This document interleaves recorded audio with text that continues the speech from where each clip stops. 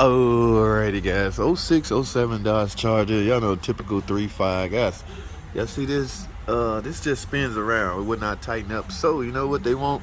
An oil pan. It's not that bad, right? Drop the rack, lower the rack a little bit. It's got a cool on it, which make it a little difficult, but all in all, it's not that bad. But I'm telling y'all what I'm pissed off about, man. That's right, I'm pissed off, man. Take a look at this, man. This is the part they got me, right? Oil pan, all right? No big deal, right? Now, but it's the kind of oil pan that they got me. Get a load of this. Oh my goodness, man. Why would they insult me like this, guys? This is a Derman freaking oil pan. Now, will it work?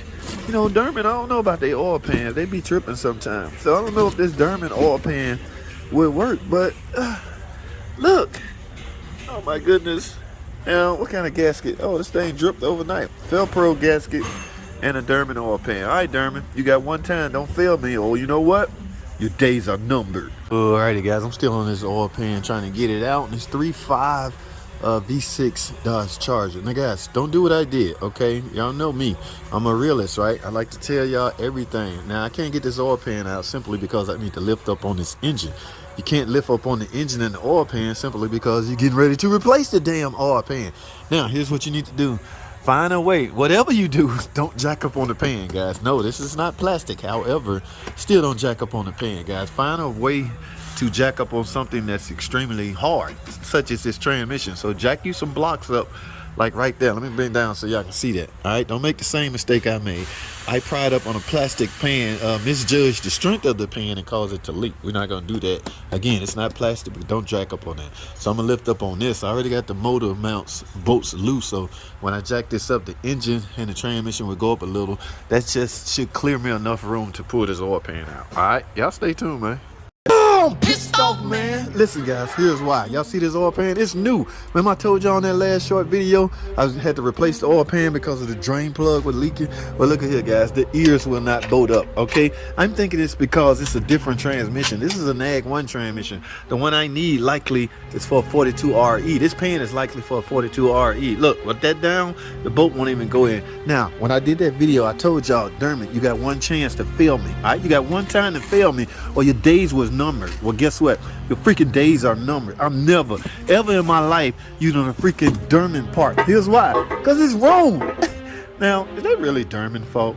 I don't know. I might be being a little too harsh on Derman, but they looked it up, guys. I don't understand what happened. They looked it up, got the VIN and everything. Derman still sent it wrong, man. Now I got to take all this back off for free just because it won't both up right. I gave Derman a chance, and this is what happened to me, so no more chances. Well, guys, they got it in, guys. Let me show y'all something. Well, let me tell y'all about something. This happened to be one of the luckiest customers in the world, guys. Apparently, there's still some 2007, 2008 model vehicles out there. During that time era, guys, FCA, it wasn't FCA at the time, but they issued, as far as warranty powertrain, get this, lifetime warranty. Lifetime warranty powertrain. Now, there's only a certain few vehicles still out there on the road that still have their warranty. Okay, I mean, it'll change with the owner change, but obviously the customers that own these cars, these vehicles, have no intention of getting rid of them. Okay, so the dealership still have to honor these warranty, and this one of the engines, it had bottom end noise, so of course the mechanic wrote up a complete engine. And guess what? It's approved. Lifetime. We talking about lifetime. Now I can imagine at some point they will exceed the value of the car.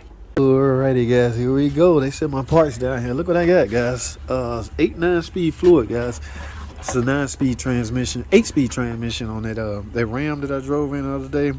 It's got 112,000 miles. I recommended a trans service simply because it needs it, guys. I think the corporation ZF say every 60,000 miles. That's probably when you should do it, but I don't know. Some customers don't think they should do it at all because the word around town is this transmission is feel for life. Okay. Guys, you're doing yourself a major disservice by waiting or by not ever servicing your transmission. If you want to help prolong the life of your transmission, you best be serving it. Now notice this pan, this filter is built into this pan, guys. It's integrated into the pan, so you don't need a separate filter. All right, that's why I call this a trans service. Trans service is when you replace the filter as well as the fluid. So this is high dollar stuff, but it's needed, man. Y'all better stay up on it. Here it is. Y'all hear it? Oh, that's what they talking about. Did y'all hear that? Now, it could be the recirc actuator. They're thinking, oh, they got a ticking noise in their engine, but the car is not even running. So I'm sure y'all heard that in the beginning. So, ladies and gentlemen, this is basically HVAC problems, okay? Do not get tricked, or try not to get tricked by such things, okay? Yes, the complaint was a ticking noise in the engine. Check oil, ran the engine for a while, no noise, no such noise under the hood, but just sitting here, I think the ignition switch on, I heard a ticking noise coming from this area, right in the area of the recirc actuator, guys. Whatever you do, maintain your composure and try not to get tricked by stuff like this. All right. Hashtag short. Man, you talking about everybody got buckets, right? Hey, let me check your scrap bucket, your trash bucket. This guy got a drawer. Look at that shit. He dedicated a whole drawer to nuts and bolts. Normally people use their damn coffee can. He dedicated a whole drawer, ladies and gentlemen. Put the bolts back on the car. I know they're supposed to go to some suspension. Radiator on like 4 different cars just hanging. Oh my goodness. Yes, a couple of coffee cans of nuts and bolts is okay. But a whole drawer? I don't know, man.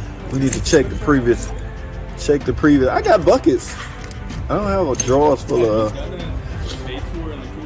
No, you should hear the people calling for it, dude. My toolbox is too amateurish to do a toolbox review. Alrighty, guys, real quick. I'm out here checking my friend's Dodge Avenger 2013 model, guys. Guess what's wrong with it?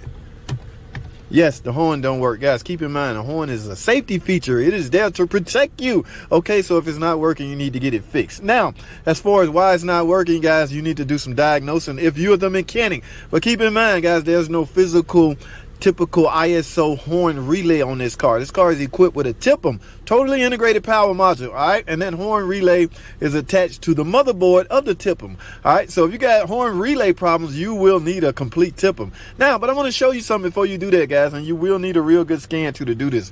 In other words, you're going to have to scan this thing, namely the airbag module, okay? Take a look at this code right here. Y'all see that? B1B06, driver airbags equipped 2 circuit opening. Guys, if the ribbon inside this clock spring is open, that circuit will allow your horn not to work, because when you press this horn, the circuitry goes through there, and if it's not attached, you need a clock spring.